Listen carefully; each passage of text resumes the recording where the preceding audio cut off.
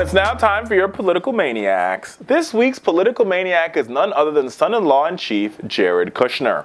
The Kushner Companies have come under heat this week as officials say that the company has routinely filed falsified housing paperwork in New York City in recent years. The AP report focuses on 3 apartment buildings in the Gentrifying neighborhood in Queens.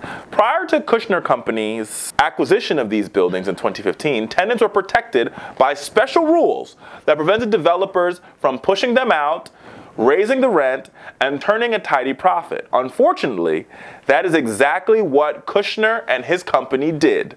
Only 2 years after purchasing the 3 apartment buildings, Kushner Companies sold for $60 million, nearly 50% more than what it paid for, as it swiftly pushed residents out one by one.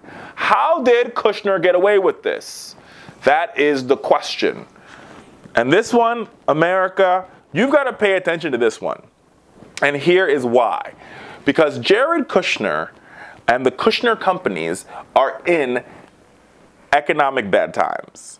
They have all these buildings, one in particular being 666 Fifth Avenue, that is literally underwater. And what we have come to find out, based on reporting from various journalistic organizations, is that Jared Kushner has used his role at the White House to secure loans and to secure capital to keep his real estate company from going under.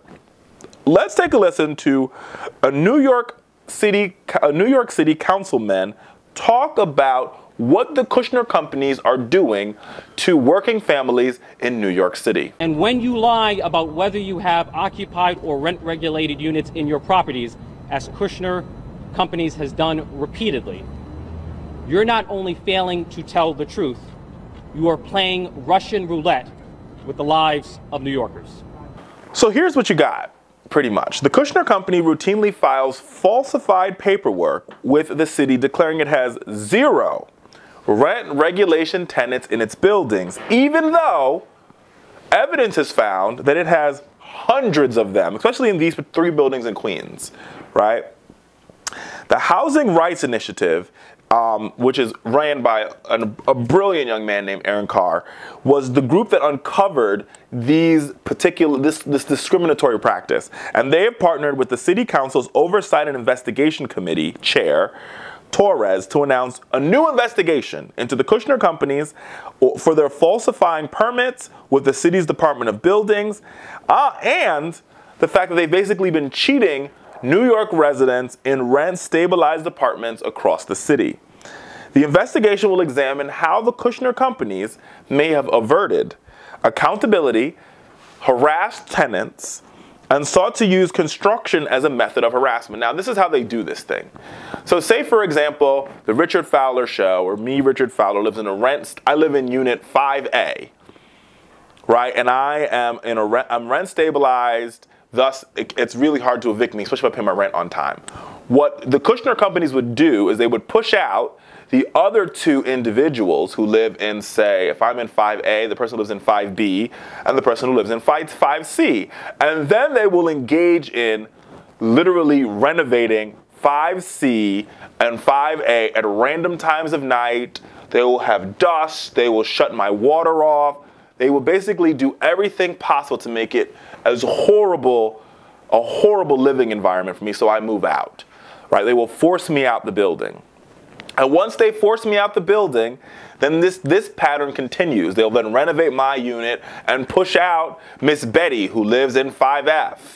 And eventually, before you know it, they would have pushed out all the rent-stabilized residents living in the building, remodel the whole building, and then flip the whole building and sell it to another developer so they can sell these particular units as condos. This is what you call gentrification at its finest. But beyond the fact that it's gentrification, it's actually illegal in the state of New York. And that is why everybody in New York City is raising an eyebrow to Jared Kushner and the Kushner Companies, because they're engaging in fraud, they're engaging in waste, and they're engaging of abuse of New York residents. It's sad, it's disgusting, and it's downright despicable. Now let me go further. The current and former tenants of the Queens buildings told the Associated Press that they were subject to extensive constructions with banging, drilling, dust and leaking water that they believe were part of a targeted harassment against them so they could leave and they could make way for higher renters. Many tenants across cities also reported being offered backdoor deals for money if they left the building. Basically, they will give you cash to leave right away. Understanding that there's a housing shortage in New York City, and everybody already knows that the rent is too damn high in New York to begin with. Now, while officials admit this is usually much more there's much more consequences in these situations, the city has ramped up its tenant harassment task force, and they've hired 70 additional construction inspectors to make sure this practice doesn't happen. But that's neither here nor there. We are focused on the Jared Kushner Companies. And the reason why we're focused on the Jared Kushner Companies is because Jared Kushner is a senior advisor to the President of the United States. He's also engaging in I mean, you got to call a spade a spade. This is pay to play. He's using the White House as a way to raise capital for the Kushner Company so they can continue to engage in these type of deceptive and illegal practices. America, the White House, 1600 Pennsylvania Avenue, should be a building where you look up to. It should be a house that everybody in America could say, you know what? I'm proud of who sits and who works in 1600 Pennsylvania Avenue because they work for me and they work on my behalf. Unfortunately, what we have seen over the past 18 months of the Donald Trump administration is a group of individuals who could care less about the American people and only care about protecting President Trump and lining their own pockets. And at the top of this list of bad actors sits one man, son-in-law-in-chief, Jared Kushner, and the Kushner Companies. We can do better than this, America. We truly can. And I'm not saying that Democrats are above reproach, because trust me, there have been some Democratic scoundrels that lived and worked in 1600 Pennsylvania Avenue. But there's a difference, America, between having a mouse in your kitchen and having a rat-infested building. And what we have today at 1600 Pennsylvania Avenue is beyond rat infestation. It is a downright rat takeover, with the king of the rats being Jared Kushner.